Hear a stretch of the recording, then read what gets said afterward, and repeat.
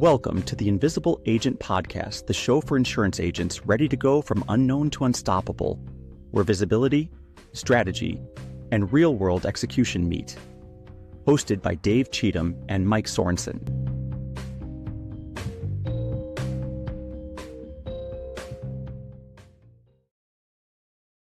Hello and welcome to another podcast of the Invisible Agent Podcast, teaching you insurance agents how to go from unknown to unstoppable. Today is a very special episode, I think, for me, because I'm a huge sports fan, and we're going to be teaching you how to be the Michael Jordan of your business, because everybody wants to be great, but very few are willing to do what greatness requires. So today I'm going to show you how to become the Michael Jordan of your business, the producer, the leader, the professional that people watch and say, damn, they are in a league of their own. How do I be that guy or that girl?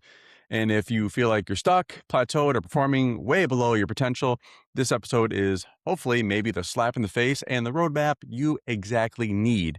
So let's jump in. And let's first start off with the quick story of Michael Jordan's path from where he became the world's greatest basketball player of all time to being cut by his high school basketball team, which is the most wild story I've ever heard in my entire life. So if you don't know, when Michael Jordan was in high school, he got cut from his basketball team. And it really I don't think it had nothing to do with him actually being good enough. I think it was because everyone else just showed up more prepared. And that humiliation fueled what looks to be now probably the most legendary work ethic of all time, because he was the first to practice and he was the last to leave. And showing up early, even when he was the best player in the entire world and challenging players on the court, he knew he was better than, just to humiliate them, because he had what seemed to be the most relentless competitiveness ever. So it actually had, it wasn't even on the basketball court. It was cards, workouts, shooting drills. He would literally challenge anybody. If they challenged him, he would annihilate them to the nth degree. Even so much when he was retired, hearing about a basketball player on the Bulls that said he could beat Michael Jordan one-on-one, he actually came from his retirement into the practice facility just to beat him one-on-one and then leave after not even playing basketball. Like, that's how competitive the man was. So the biggest reason why he was kind of the greatest person, I think greatest basketball player ever, was because he never just coasted on talent. Because even when he was the best player and beating people and annihilating them on the court, he wanted to do more, and he would not let anybody pass him by in the process. And that all started with him mastering the absolute fundamentals of the game. That's jump shot, that's footwork, that is defense, because he was like a defensive player of the year, I feel like a few times. And from a conditioning standpoint, he was always on the court. There wasn't this like load management stuff. He was always on the court. So for you business owners, when it comes to conditioning, that's like consistent prospecting, the presentation skills, and the closing. So translating what Michael Jordan did on the court and even off the court, teaching you this is you don't have to be the most talented. Like for me, I got an insurance back in October of 2019. I sold my first policy October 14th of 2019. And within 3 months, I was out producing most veterans in the area that I was in. And it wasn't because I was more talented with them. I just was more consistent than them. I was in every single training. I was doing role plays. I was making more phone calls. I was sitting in more appointments, and I was selling more to clients. Like, that was, when you structure in that way, it wasn't a hard thing to do. It was very simple. I mean, I'm not saying it was easy, but it was a very simple thing to do, is show up when everyone else wasn't, be consistent, and don't get bored in the process, and look at the process over perfection. Because yes, I wasn't the best, but I did it every single day. And for those of you who are looking at, hey, I don't want to do something unless I'm perfect at it, or I don't want to go market because I don't know everything about the product yet. Like, you are just holding yourself back, because doing is the perfect time to do it. It's not waiting for you to be perfect at it, then going to do it. Because ultimately, if you do, when you go to do it and you realize you're not perfect, it's just going to be a big hit to your ego right then and there. So Michael Jordan wasn't magical. He was methodical. And really, the points I'm going to kind of cover today is going to kind of break down exactly how you apply this mindset and what he did on the court and even off the court to how you implement that into your insurance business. So first one being, and I kind of already alluded to it, is done is better than perfect. So for me, reps are a lot more important than perfection. For those of you who are like going through like all these like, and I love how self-help books, you'll see a bunch of them here on my back, but like you can learn a lot in a book, but your first 100 appointments, or your first 100 sales calls will teach you more than any of these books can do in those amount of pages, because the real life experience of doing the work will be a lot more than you reading it in a book.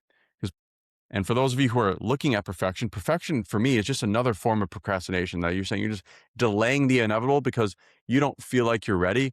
When most of us, if not the most successful people in this business and even in other businesses, a lot of times they were not even close to perfect.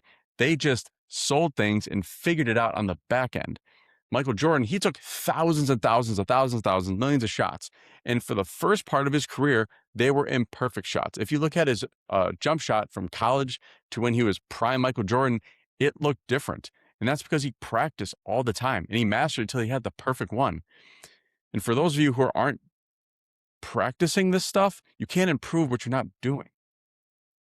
And a lot of times, the things that you can do to increase your business or grow your business are things you're not doing now. So you have to learn it and then do the reps required to improve it. And for the other half of the population, you are probably doing the right things in your business right now. You're just not nearly doing enough volume in that thing. So if that's making phone calls, if you're someone who's like, I make 50 phone calls a week, yeah, the people who are doing this at a high level, when I was doing phone calls at a high level, I was making 100 to 200 phone calls a day to schedule appointments so I can feed myself that this week and the next week. That's what volume takes, and that's what the reps take. But I learned during about close to 2 years of doing that, you learn how to be good over the phone. You learn how to schedule appointments. You learn how to sell when you do it at that high of volume. But most business owners are going to overthink this process and never come close to that volume. So they'll never learn to execute because they don't have the reps to be able to put in to do so. So stop trying to polish everything and just start going at it. Imperfection at the beginning will create perfection in the back end because you will learn how to do this over and over again. So when it comes to even like making content, like just stop trying to polish the content. Just start publishing. And if you look at my LinkedIn, when I first started doing content, I mean, it's not great still. Even, I mean, like there's still a lot of room for improvement on everything that I do from a social media standpoint. Absolutely. But at the very beginning, it was not as good as where it is today. It has gone eons above. And that's just because we just started posting a bunch and seeing what worked and then started fixing things in the back end. Imperfect marketing will beat no marketing. People knowing about you and not knowing about you, it's better for people to know about you than not know about you. Imperfect calls are better than no calls. At the very beginning, I said I was doing 100 to 200 phone calls potentially a day. At the very beginning, I would hang up mid-call on prospects because I was so nervous that I would just hang up. I'd forget what I had to say. I'd forget the script. So I would just hang up. But over time, each call got easier and easier and easier the more I made. And for those of you who were in that position, hang up mid-phone call because you got so nervous, you forgot the script, or you thought you just weren't good at it and stopped.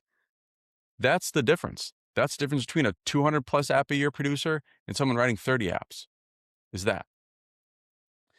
Imperfect scripts versus no scripts. I am a huge fan of scripts.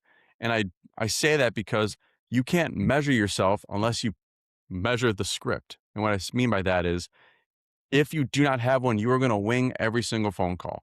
You are going to wing every single appointment. Having something where you can go back and watch the tape to listen to yourself, get better, and adjust the script from there. And then you can, if you're really good and you want to grow an agency, you can then take that script, modify it a little bit because no one can sell as good as you, and then give it to agents below so they can then use that script to get better on as well. So, but again, that script day one is not going to be perfect. You have to work through that. So as far as other examples, if you're posting videos, your lighting doesn't need to be perfect. I don't have perfect lighting here. To make the call, you don't need to be fully prepared. To send the email, the font doesn't have to be perfect. The wording doesn't have to be perfect. It's got to be grammatically correct, obviously. If you're building funnels or anything like that, if you're trying to market and do fun things online, just put it out there because it's better than not putting it out there. Okay? Done is better than perfect almost every single day of the week and twice on Sundays. Because people knowing more about you, if every single person in the world knew about you, your business would probably be bigger than it is today. It's almost like guaranteed. If every single person in the world knew about your business, it would probably be bigger than it is today. So marketing and getting the phone calls out, being at the events, networking, marketing your butt off will only be a net positive for you in the business for the most part, unless you're just like, doing something illegal and unethical. You will be in a better position just because you started to do it. Your market then will tell you what they like and they don't like and tell you to adjust. And that's when you have to adjust. Number 2 is if it's online, it must be true. The perception of you online is reality. People will judge you before they meet you. And that's actually a good thing because you want to attract the people who don't understand you and you want to attract the people who do understand you. Don't try to be liked by everybody because it doesn't work. There are plenty of people that probably look at my content online or maybe have met me in person, saw me speak at an event, and they're like, yeah, I just don't vibe with you. I don't like what you say. I don't agree with how you view the world. And that's okay because ultimately that's what it is. They just don't agree how you view the world. And that's fine. But at the same time, you will attract people to you. And that is what we want because marketing will either push or pull people. What you say in meetings will either push or pull people. How you market yourself, that is the whole game. And we shouldn't be afraid to put out a message, put out marketing, to say something in meetings in the fear of people not liking us because there's a percentage of that room that will like it and want to gravitate towards you. And that's when business starts ramping up, right? The internet is your reputation, and that either could be a good thing or a bad thing. And I'll explain. I've been in the business development side and the growth side for, going on since 2020. It's 2026 right now. And I just met with a business owner this past week that's been doing Medicare since COVID, and he lives about 20 minutes down the road from me. And I've been online. We have lists. We've done marketing. We've sent out mailers. We've done online stuff. And he's been doing Medicare for 6 years and he lives 20 minutes down the road from me. And I never knew he existed because I can't find the gentleman online anywhere. So again, being online could, not being online could be a good thing potentially, because if you do have profiles, LinkedIn, Facebook, you have them and they're just look like they're run by serial killers and they haven't seen a post since COVID. Like they just might not think you're active anymore. So honestly, it's probably better you're not online if you're not going to post anything. But if you do have profiles, it's not good enough to just have them anymore. They have to be active. Otherwise, it will hurt you in the long run. Okay? You want to have some sort of presence online because if someone Googles you and finds nothing, you do not exist. If they don't find you do not exist. And 2, if you have something on there and there's no content in there, they're just not gonna think you're active. That's sloppy profiles, which they may think is maybe just sloppy service, and you're just not going to help them because you're not really in the business. Maybe you're a part-timer. Your online presence controls the narrative. You don't want it to control you. Because ultimately, a lot of agents I see out there, when it comes to websites, when it comes to LinkedIn profiles, when it comes to Facebooks, like I immediately, the moment I see it, I have about 5 to 10 seconds and I get a good gauge of whether this person is probably an active agent or a part-timer, or they just don't care. Either way, it's not really a good thing. Unless there's a ton of content that's engaging and they post stuff regularly, like that's a good thing. The other 2 scenarios, it only hurts you.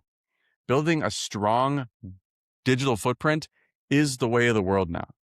It's having a strong Google business profile. It's having a strong website. It's having strong social consistency.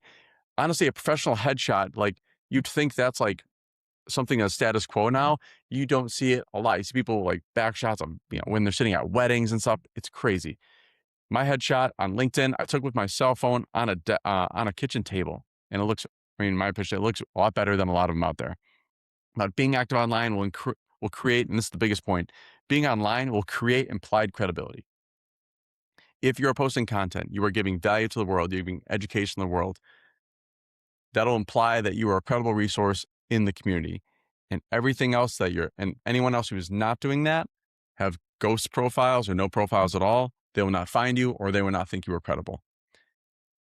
If you do not tell your story, the market definitely will, and it more likely will not be in your favor.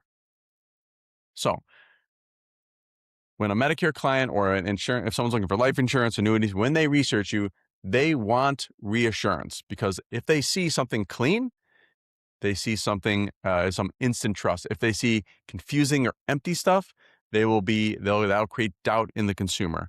Be intentional with that presence, because if you are intentional about it and you are consistent and you post things that are of value to people, that'll create trust, that will create credibility, which ultimately is the two things you need to sell.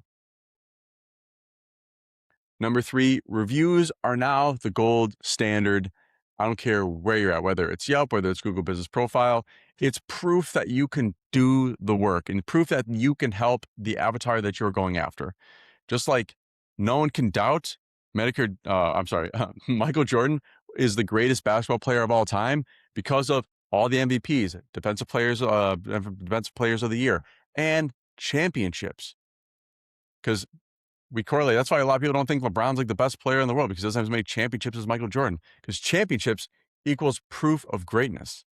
Now in the insurance business, like we don't have, I mean, some carriers might give out awards, or you might get some sort of award through some other ancillary company, but the reviews are our championships, because the amount of reviews we have that are positive correlates to the consumer who's looking at you like, I'm Patty, I'm John, I'm Jan.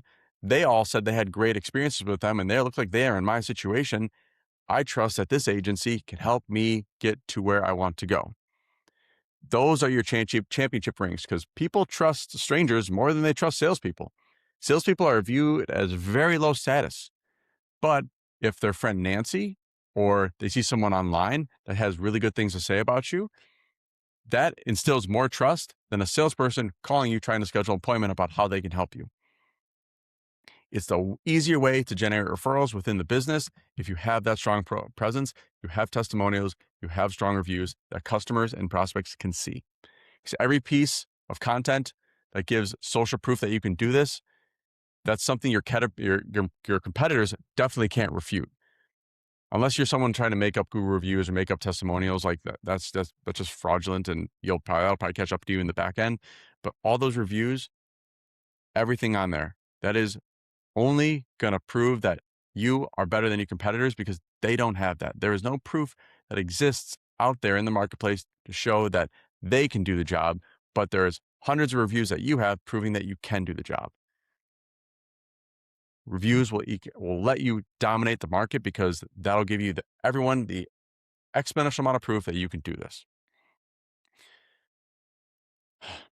Make the review process and onboarding and offboarding process really easy. Especially if you're going to do this, there are a lot of agents that find out, they're like, oh, I got my Google review link and my email signature. Like, that's how I get reviews. Like, this needs to be pushed in front of people. Like, it's like waiting for referrals to call you, like just waiting for the phone to ring for you to increase your business. Like, yeah, you may get some here and there, but unless you're pushing that Google review in someone's face, they're not going to do it, more than likely, unless they thought you were just like the best thing since sliced bread and they actively seek you out.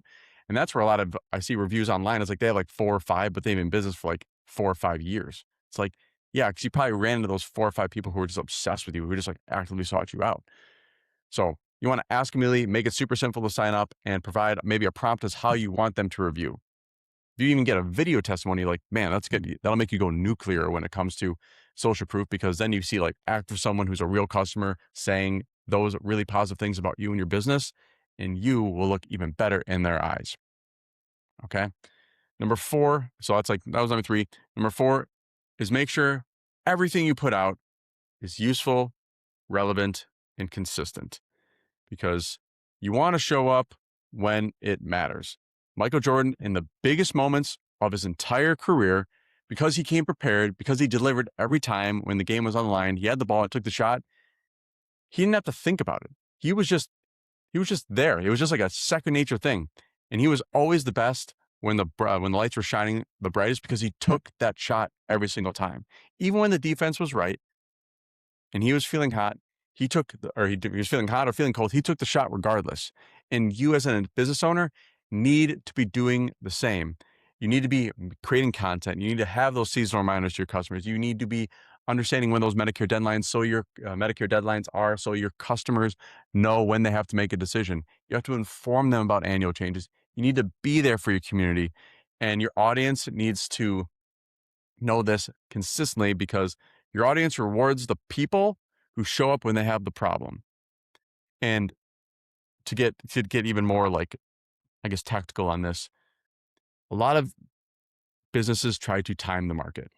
So on a time horizon of, let's say 2 or 3 or years, there's going to be moments where the business can be good if you time it absolutely perfect. And they think they can just time that out when that time comes. But ultimately, if you were just in the business consistently doing all these things all the time, you will time all the big shots when things are going to spike. When a plan exits and people need your help, you can help them. When there's a a company that lays off a bunch of employees and they need to get the new benefits on the group side, they need to get life insurance, right?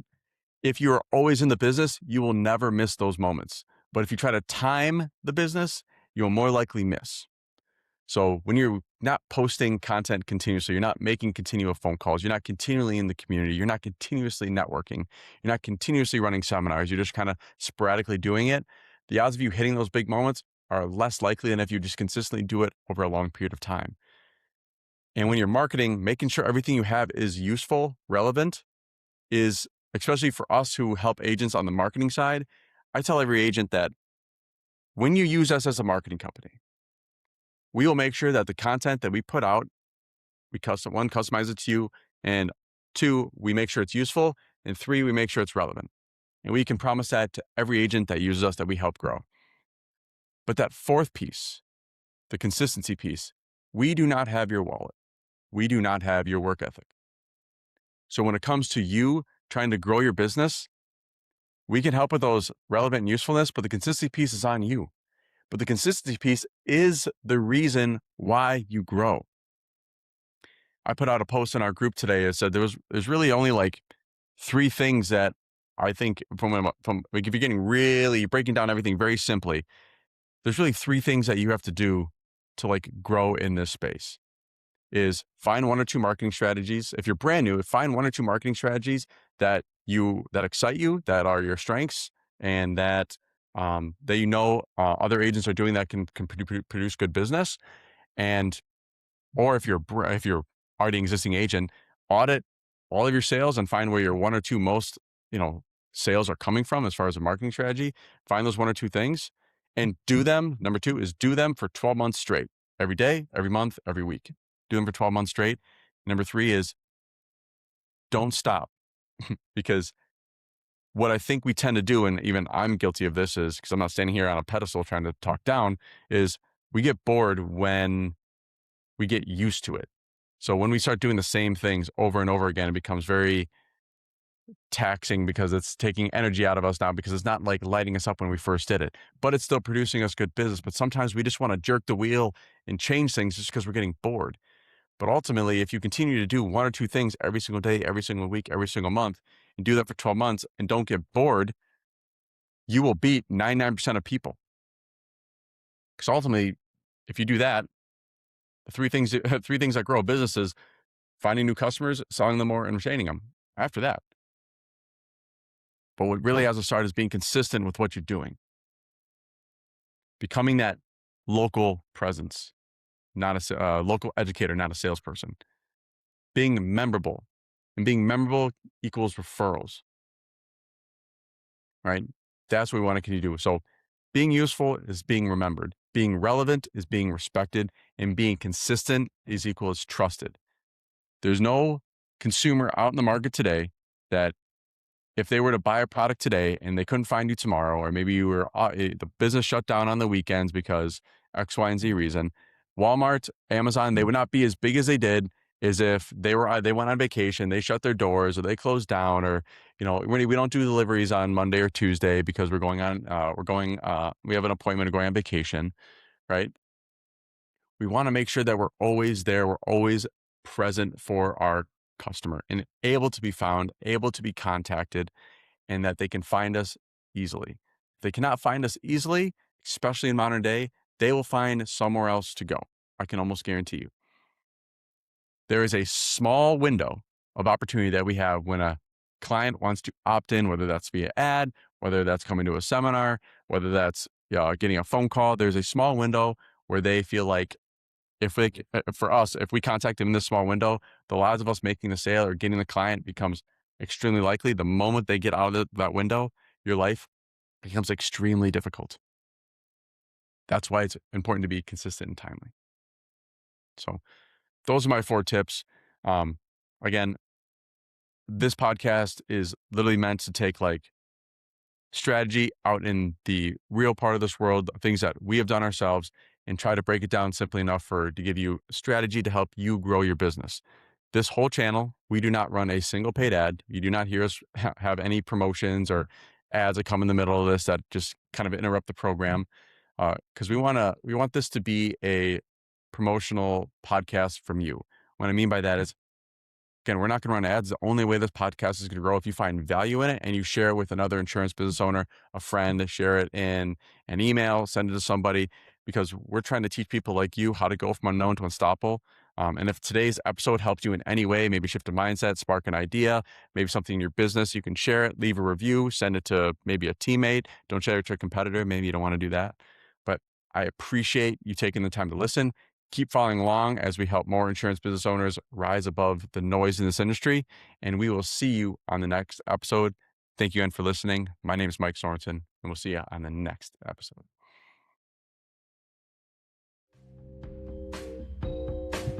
We do not do any paid marketing to promote this podcast. It only grows if you find value in this and share it. Keep following as we show insurance business owners how to go from unknown to unstoppable. Thank you for listening, and we will see you next week.